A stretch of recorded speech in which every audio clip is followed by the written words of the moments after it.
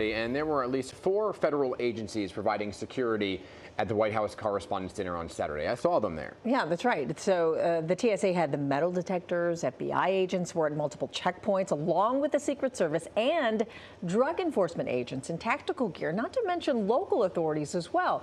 So security specialist and former NYPD Deputy Commissioner Tarik Sheppard is joining us this morning with his assessment of how the gunman managed to get so close to the ballroom. Good morning, Tarik. So great to have you here. How are you? I mean, we just talked. I mean, all these different levels of security, yet we see this armed gunman just blasting right through all of those security agents. So what did you make of what was set up prior to the event starting and then what you saw happen?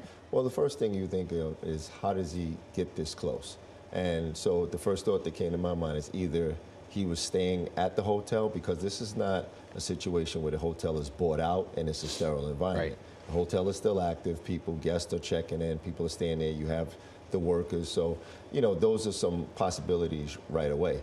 And yes, there are a lot of agencies that are helping to secure. It's the Secret Service is the primary. But there's always gaps in security.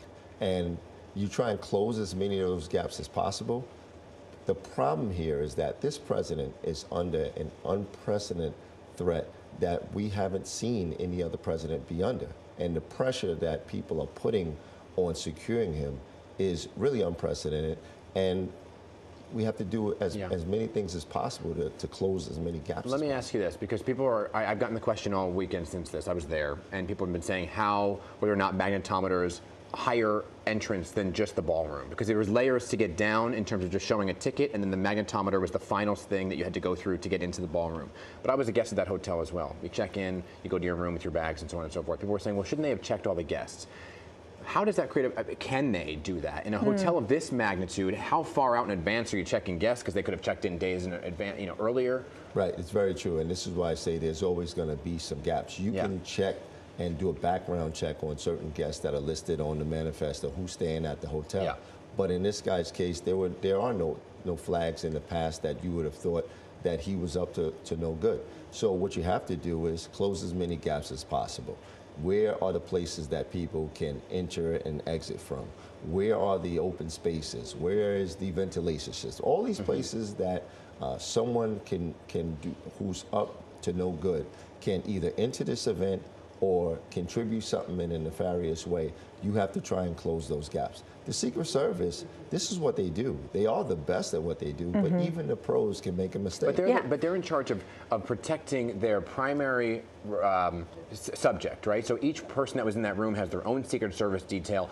Are the Secret Service the ones who maintain the perimeter outside, or is that D.C. police or other agencies? Yes, they're all working together. So you have to remember the Secret Service also has a uniform division that usually you'll find them doing screening and coming in and out of places, but they also work with other agencies to do things like secure entry and exit points, to work the perimeters. The Secret Service is the primary for the dignitary protection, but that's why they're working together. Can you lay it all out for us, because you've handled similar kind of events like this when you were a part of the NYPD. What happens? Like walk us through the steps of setting up the security for an event like this with so many dignitaries. Well, the first thing you're going to do is you're going to look at the schematics and the layout of the place and see where do you think you need people at. And then you start to now add in everything that they want during the event. Where does the president want to come in at? Where are people going to be sitting at? And when you start to lay all that out, it starts to let you know where you have to put people, all right? And then now you have your security in place. That doesn't mean that there's not going to be gaps, because you know that when people are checking in, they want this to be easy, they want it to be seamless. There's a lot of high-profile guests coming in here, so you're still trying to keep the environment as safe as possible, but you also want the experience to be enjoyable for the people who are coming. And that balance sometimes is difficult to maintain. And for hotel guests who are not part of the event. But there's so many layers. This is a very interesting hotel because it's built on a hill and there's layered approaches to it with different escalators. There's also parties that were happening before the White House Correspondents' Dinner held by various news agencies that people are invited to but don't have tickets to the dinner. So there's thousands of people in this space prior to that. My question kind of goes to, now the moment something happens, you're in this room, there's only a few exits.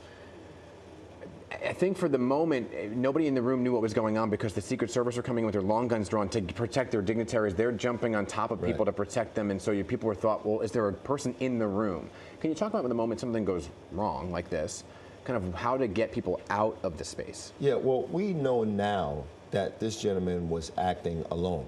But when these things first happen, one of the reasons why they're going to jump on their protectee and they want to get the president to a location that where he's protected and away from danger is that you don't know whether this was a distraction to try and get him to pull him out. You don't know if this was a distraction to try and get somebody past and be in the room. You don't know if somebody has slipped security and they actually are present in the room. So even when you hear the shots that are going off, some people may not have even know what's going on out there, depending on what level you had of communications, what you heard. You're just hearing gunshots, and people are going to react. And they did a courageous thing by going and jumping on top of. This is what they do. So there's always going to be gaps. I think that this president is under an unprecedented threat, and this is the 4th attempt on his life. Yeah. And this is not going to stop. And so the Secret Service is going to continuously have to review past plans to even put additional layers in, because he is not the same as many other presidents that we had. Yeah. This is, you only have to get lucky one time. And luckily this guy didn't come running up with an explosive device on him, and thank God that the Secret Service agent that he shot is okay. Yeah, so I think it goes without saying that protocols will be changing. Yeah, I think that the protocols in place, there's been gaps before. It's not like this group of Secret Service is not doing as good as prior. Yeah. There were always gaps in security. It's just that they're being exposed more because of the threat that this president is under. Tarik, good to talk to you as always. It could have been a lot worse, and that thought has gone through my mind many times this weekend. From Harlem Ridge Drivers, great to have you as always with your insight. Appreciate Good it. to see you.